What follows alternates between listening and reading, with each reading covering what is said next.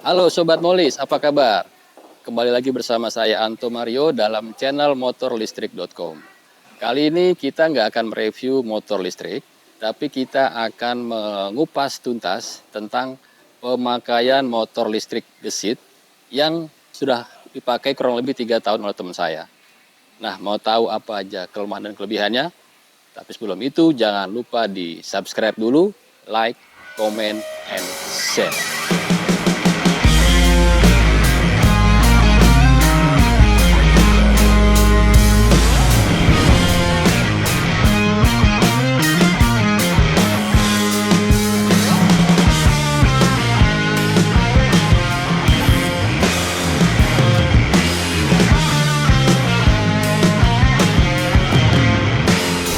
Oke Sobat Molis, kali ini kita sudah bersama teman saya. Dia sudah memiliki motor listrik gesit kurang lebih 3 tahunan ya. Nah, kita akan tanya apa aja plus minusnya setelah pemakaian setelah 3 tahun. Nanti kita akan langsung ngobrol sama Bro Andi. Halo Bro Andi. Siap. Apa kabar Bro? Baik. Bro, kenapa lu pilih motor listrik gesit? Karena waktu itu memang gesit yang pertama kali muncul. Waktu itu kan gua di Surabaya ya. Oke. Terus gesit itu kan dari ITS sama PLN kan. Nah, jadi nggak tahu kenapa gesit aja gitu jadinya. Gesit ya? Iya. Pilihannya itu ya? Iya, pilihannya gesit. Oh, oke. Motor listrik gesit setelah 3 3 tahun tahun. ini apa yang lo rasain nih? Mungkin bisa share ke teman-teman nih. Kalau gua sih motor gesit ini enak banget ya. Shocknya enak. Terus kayak apalagi waktu awal-awal tuh gua pakai ini, gua di jalan banyak ngeliatin. Oh iya gitu. Ya kan karena ya itu tuh motor listrik kan waktu ini gue beli di tahun 2020. Oke. Jadi masih awal-awal banget motor listrik tuh keluar. Kalau sekarang udah banyak ya, jadi mungkin wajar ya diliatin. Karena ini motor lewat kok nggak ada suaranya. Betul. Nah, gue yang paling suka sama gesit ini shocknya sih. Shocknya enak banget. Oh gitu. Dan semua orang yang nyobain sama yang boncengin juga bilang shocknya tuh enak banget. Oke. Itu yang paling gue suka. Terus larinya juga nggak kalah sama motor-motor biasa. Jadi ya gitulah enaknya sih. Kalau disuruh ganti sama motor lain, mungkin gue sekarang ini enggak. Tapi kalau nambah mungkin iya. Oh, oke. Gitu. Jadi menurut Bro Andi ini dari spek kenyamanan dari mulai mungkin shock breaker lebih nyaman ya? Lebih nyaman dibandingin dengan motor listrik lainnya gitu ya. Selama ini kan gue kemarin juga punya motor jauh sama ini mah. Ini masih enakan ini sih. Enakan gesit ya? Enakan gesit. Oke, dari segi kenyamanan kita udah dengar mungkin dari shock breakernya mungkin itu lebih nyaman sama seperti halnya motor konvensional ya. Nah terus kita akan bahas juga mungkin dari atas bagian motor ini mungkin dari speedometernya mungkin ada masalah apa nih Bro? Nah ini speedometernya ini gue nggak tahu kenapa, karena gue udah panggil tukang servisnya ya dari gesitnya sendiri. Nah itu dia langsung datang ke rumah gue. Nah speedometernya ini status baterai gue 0%. Oh, masalah baterainya pertama di situ tuh. Indikator baterai ya? Indikator baterai 0%. Tapi kalau gue cek sendiri itu baterainya masih ada. Oh, baterai ada ya? Baterainya sebenarnya masih ada. Jadi gue kalau mau jalan itu pasti cara ngecek baterainya nggak dari dashboard sini. Jadi gue buka jok dulu, baru gue akan tombol baterai. Baru gue mau jalan gitu. Oh gitu. Karena ini udah 0% terus. Oke, jadi dari indikator baterai di dalam itu masih fungsional bagus ya. Bagus. Tapi secara indikator baterai di speedometer ini ada masalah ya. Ya. Oke. Lalu setelah itu ada trouble apa nih? Kasus pertama sih sebelum baterai ini rem depan. Rem depan ya? Rem depan itu gue lagi jalan atau berat aja gitu. Gue pikir baterainya habis atau apa. Tapi ternyata baterai masih ada, berat. Ternyata itu rem depannya itu nyangkut, nempel malah. Jadi emang nggak bisa jalan sama sekali. Oh, oke. Jadi kaliper remnya kayaknya nempel ya. Nempel ya? Nah, Oke. Itu bikin nggak bisa jalan sama sekali. Untungnya tempat gua di situ tuh ada bengkel. Oke. Bengkel itu bengkel konvensional. Akhirnya dibantu sama dia, jadi dibubut dulu sama dia. Oh, oke. Mau nggak mau karena dia nggak ngerti motor listrik gimana kan, jadi mungkin ya udah dibubut aja sama dia. Lalu juga banyak orang mengeluhkan mungkin pada bagian batok lampu katanya sih suka oblak-oblak gitu. Ya. Itu gimana, Bro? Ini sih kalau di jalan ya memang kadang oblak-oblak, kadang enggak juga sih. Tapi ya beberapa kali suka getar. Sekarang juga enggak, gue juga nggak ngerti kenapa. Oke. Gitu. Emang waktu itu agak sedikit longgar ya. Cuman nah ini kayak gini kan longgar. Iya. Nah tapi gue tekan aja dia udah nempel lagi sih. Oke. Mungkin dari desain atau fiturnya yang lo tahu ini apa mungkin awal-awal? Nah yang gue suka itu desain lampunya. Desain lampunya apalagi yang belakang tuh unik ya. Waktu tahun itu kan cukup futuristik lah model lampu belakangnya ya. Oke. Terus ini juga kalau kita nyalain sennya tuh LED-nya gerak gitu kan, nggak cuma kelihatan. Menurut gue itu keren sih. Untuk motor-motor gesit ini keren sih menurut gue. Itu fitur-fitur itu keren sih. Oke. Karena dia mungkin kalau kita bilang di awal kemunculannya motor listrik ini mirip-mirip dengan motor Jepang gitu ya. Iya. Jadi hampir mirip-mirip seperti motor konvensional gitu. Nah kalau ini kan kita lihat gerak dia dari bawah ke atas. Oke, lampu seinnya gerak ya. Jadi nggak cuma kedap-kedip doang. Oh, gitu. Yang belakang juga. Jadi menurut gue keren aja gitu buat motor gitu ya. Oke, siap. Sobat Molis, ini ada yang unik nih. Ini motor listrik tapi platnya masih hitam. Sebenarnya kalau sekarang Jan harusnya ada birunya ya. Nah ini kok kenapa bisa begini? Tolong jelaskan. Seingat gua, ini kan gesit itu salah satu motor listrik pertama kali muncul ya. Gua nggak tahu merek lain sih, tapi mungkin ini salah satu yang pertama kali muncul di tahun 2020.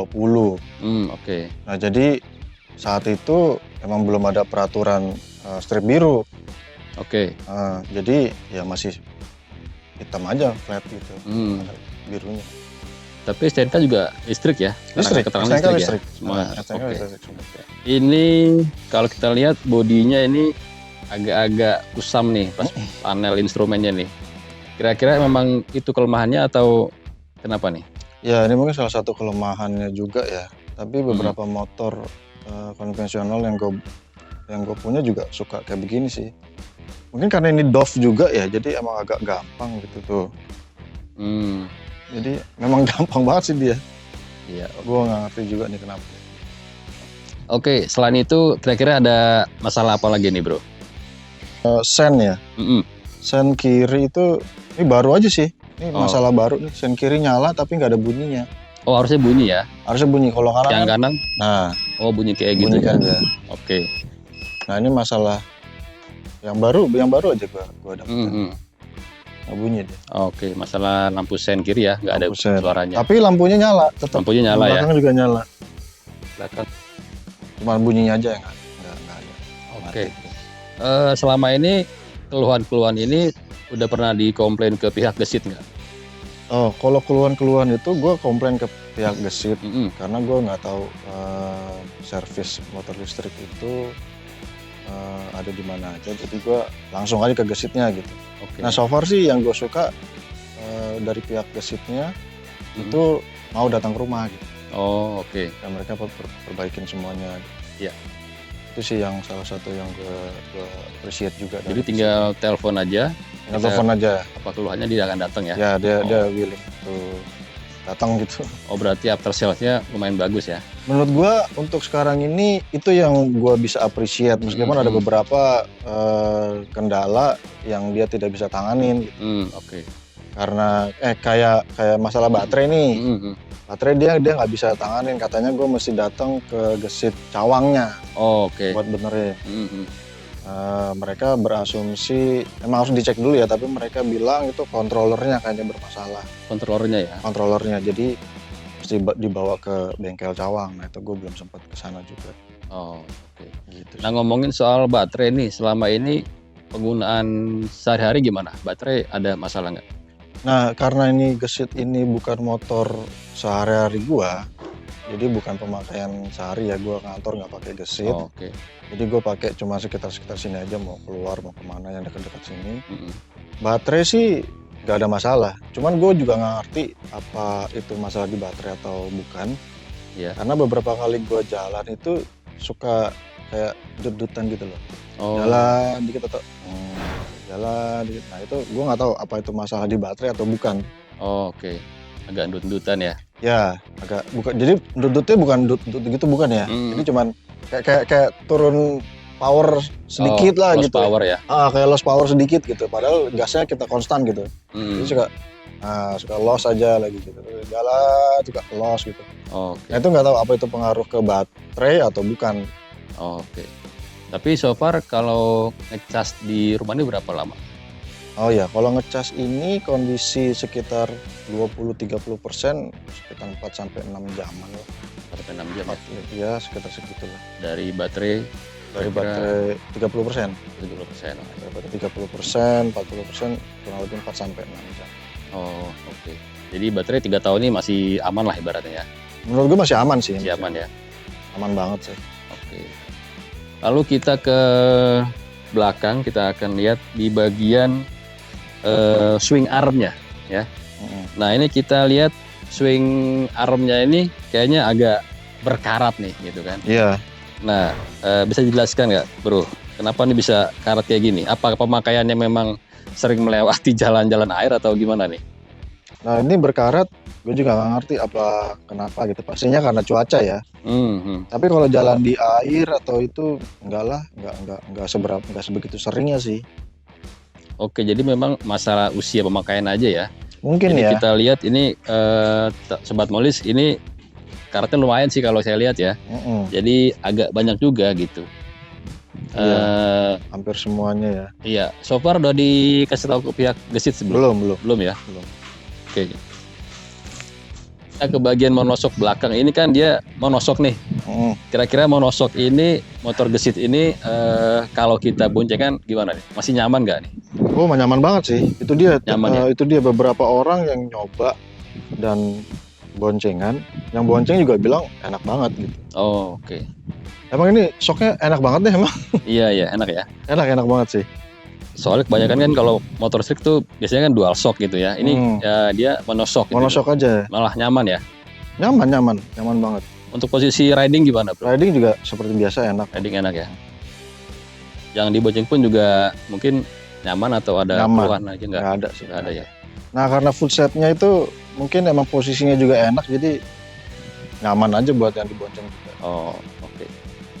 Terus ini full setnya juga yang gue suka banget full setnya nih. Oke. Karena posisinya dia kayak keumpet gitu kan. Kalau misalnya mau dipakai. Nah ini fitur yang oke juga nih. Karena beberapa orang ketika mau bonceng juga bingung gimana bukanya. Iya. Karena cukup ditekan aja. Ini keren sih menurut gue sih. Tinggal pencet aja ya. Kesimpulannya bro, setelah 3 tahun pemakaian Gesit nih, kira-kira dikasih tahu ke Sobat Molis apa aja nih yang mau disampaikan bro? Ya selama 3 tahun ini problem yang gue hadapin itu mungkin pertama itu rem ya. Itu tadi gue cerita remnya tiba-tiba rem depan ya. Rem depan. Terus kadang juga remnya suka bunyi-bunyi. Terus indikator baterai. Oke. Lalu kalau ini enggak, lampu sen tadi ya. Lampu sen. Sama udah sih itu aja ya. Itu aja sih. Sama swing arm karatan tadi ya. Swing arm karatan. Tapi kalau untuk penggunaan masih oke lah. Yang menurut gue yang untuk masalah penggunaan itu aja, rem, status baterai, sama itu lampu sen. Kalau untuk top speednya masih oke? Nah itu dia top speednya yang tadi itu juga yang tiba-tiba lost power dikit gitu. Oh, nah, itu. Ada masalah dikit ya. Oke. Jadi setelah 3 tahun ya kalau boleh dibilang masih oke lah ya, masih worth to buy lah untuk pemakaian Gesit ini ya. Menurut gua masih lah. Ya. Nah kalau yang gua harapin sih kalau nanti ada generasi berikutnya Gesit, ya fitur-fitur yang tadi itu tuh agak diperhatikan gitu loh. Oke. Sama after salesnya mungkin bengkel-bengkelnya juga mulai gampang banyakin lagi ya. Ya gampang dikunjungin lah gitu. Nggak mesti jauh-jauh ke Cawang gitu gue. Iya. Oke, demikian tadi sedikit bincang-bincang kita dengan Bro Andi selaku pemilik motor Gesit yang udah pemakaiannya kurang lebih 3 tahun. Jadi kesimpulannya adalah untuk teman-teman sobat molis, kalau motor listrik itu agar awet, jadi jangan sampai itu baterainya itu dicas sampai habis. Jadi sisakan sampai indikatornya jangan sampai habis banget, katakanlah 20% dari baterainya itu langsung dicas. Kadang-kadang yang nggak tahu deh sampai dipakai sampai habis baru dicas, nah itu salah. Jadi salah ya? Itu salah. Jadi perawatannya adalah untuk baterai agar awet, minimal 20% dari baterai itu langsung dicas. Jadi dia agak awet pemakaian baterainya gitu. Nah yang kedua, kadang-kadang orang yang nggak tahu, jadi dikatakan dengan speknya bisa mencapai 60 km. Nah dia akan langsung berpikir itu bisa sampai dengan jarak tempuh seperti itu, padahal belum tentu bisa. Jadi tergantung pemakaian juga ya bro ya. Jadi kalau kita main gasnya kenceng di mode speed 3 itu pasti akan cepat habis gitu. Jadi nggak akan nyampe 60 km. Jadi kita main safety aja, nggak usah terlalu kebut-kebutan, itu akan menghemat baterai gitu ya. Nah, kembali lagi ke driving style berarti ya. Betul. Jadi gitu, kadang-kadang dengan dia menghitung jarak tempuh misalnya ke kantor 60 kilo, dia akan hitung itu jangan sampai segitu. Jadi agak dikurangi sedikit dari speknya dia gitu.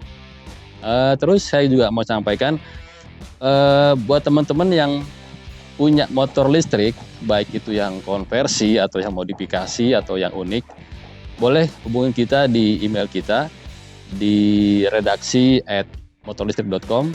Nanti kita akan coba review, mungkin juga nanti kita akan bahas untuk edisi selanjutnya.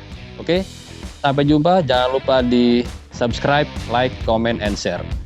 Salam gaspol.